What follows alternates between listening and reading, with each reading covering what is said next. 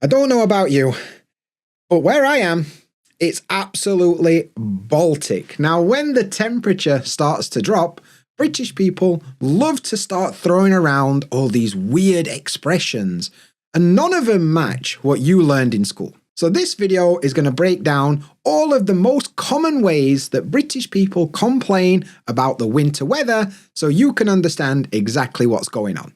Let's get cracking. Hey up mate, cheers for finding this video today. My name is Dan, I'm a CELTA qualified British English teacher and my goal is to help you feel more confident when you're communicating in English. Now if you're interested in kind of British expressions, don't forget that you can get my British English starter kit for free using the link in the description that's got a load of stuff that'll help you understand British people. Now when it comes to complaining about the cold weather like British people do, the first thing you need to do is learn some of the more common adjectives that we use. Now, of course, British people will use the adjective cold. We'll say, it's cold today. That's fine, right? But there are some other adjectives that I want to introduce to you that you'll hear all the time. The first one is freezing, which is like the extreme version of cold. Cold is the normal thing. The extreme version is freezing. You know, when water gets cold, it freezes into ice. That's what we're saying. So you're going to hear people say things like, it's freezing today. Another one you'll hear all the time is nippy. Nippy, it's nippy today. And this comes from the idea of somebody nipping your skin, right? If they pinch your skin, they nip your skin. The temperature is so cold, it's like something is nipping your skin. So we'll say, it's nippy.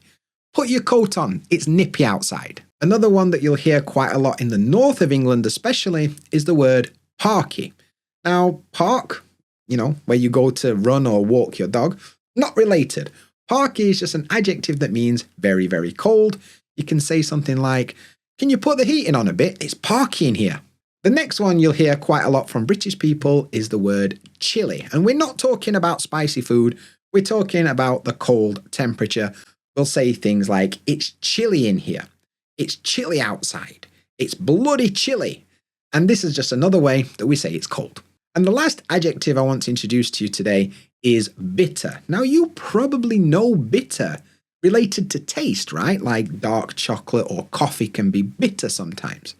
However, in the UK, we also use this adjective to talk about weather that is incredibly cold.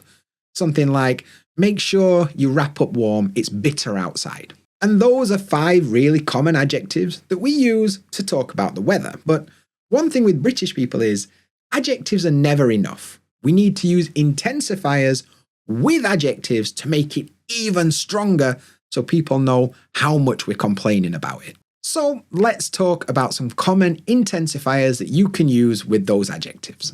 Now, of course, you could say really or very. People say that, right? There's nothing wrong with that. But British people have got some very British intensifiers that are worth learning. The first one, I'm sure you've heard before, is the word bloody. Now, this intensifier we use when we're not very happy about something. It tends to be like we're a bit frustrated about something, we're a bit angry about something. So it means very or really, but usually in a negative way. So I can't say like, I'm bloody happy. It doesn't really work. But I'm bloody freezing. It's not a very good thing, so it works. So we'll often use words like, it's bloody freezing, it's bloody nippy, it's bloody bitter, and so on and so forth. Another one that's really common is the word chuffing. And once again, we use this with those adjectives to make them even stronger. It's cold, it's freezing, it's chuffing freezing. Another really common one that British people like to use is absolutely. But it's not just the word absolutely. It's about the stress. It's absolutely freezing. We really emphasize absolutely freezing. It's absolutely bitter outside. And this one is especially interesting because we sometimes combine it with other ones, but we'll talk about that in a minute. Another one that you're going to hear all the time in the UK is the word proper. Now, you may know this word as like genuine or correct. But in this case, we're using it as very or really. For example, I can say it's proper chilly outside or it's proper parky in there. So it's just another way of making it stronger. Another one of these is the word dead. You probably know dead as in not alive. But in parts of the UK, it means very or really, something like, oh, it's dead nippy today. And the last one I need to introduce, because British people use it all the time, and it is a swear word, fucking, right? I'll say, it's fucking freezing. It's fucking bitter. And we use it all the time. But we do like to combine this word with the word we talked about earlier. And we do this in two main ways. The first is to put the words in order. So you could say something like, absolutely, chuffing, freezing. Okay, that's fine. But one of the things that British people like to do with this word is we put the intensifier in the middle of the word absolutely. So abso-bloody-lutely freezing, right? We do that. It works with fucking as well. Abso-fucking-lutely freezing. So you don't need to do this, but British people will.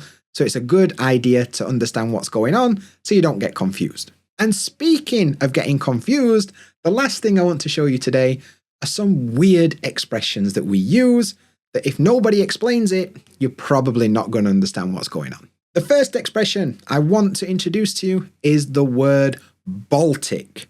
Baltic. Now you may know this word if you've looked at a map, you've seen the Baltic Sea, okay? But in the UK, we use this to mean it's very, very cold.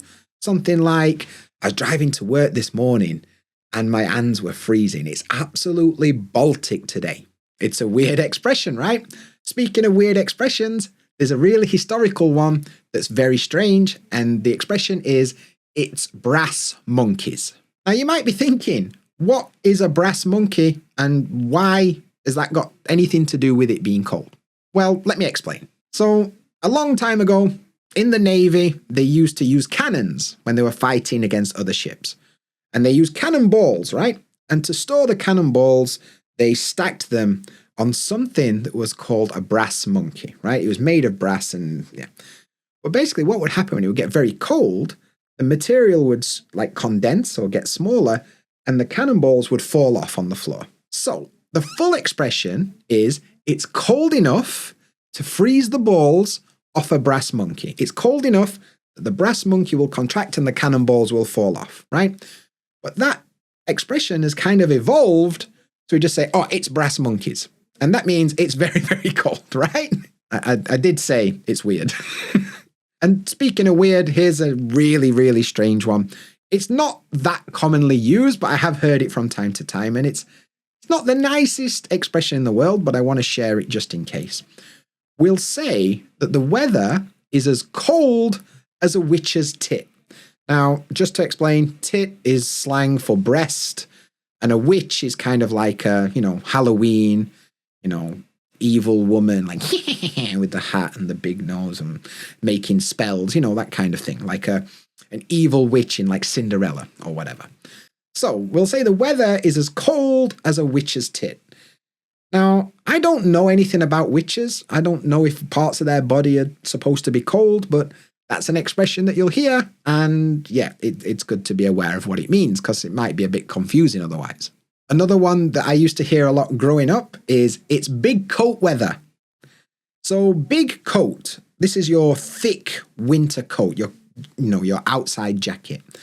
And it's your thick one, it's your biggest coat because that's the one that will keep you the warmest. So when the weather is cold outside that you need to wear your big coat, it's big coat weather. So yeah, I looked at the weather forecast and it's big coat weather all week. Means it's going to be pretty cold, mate.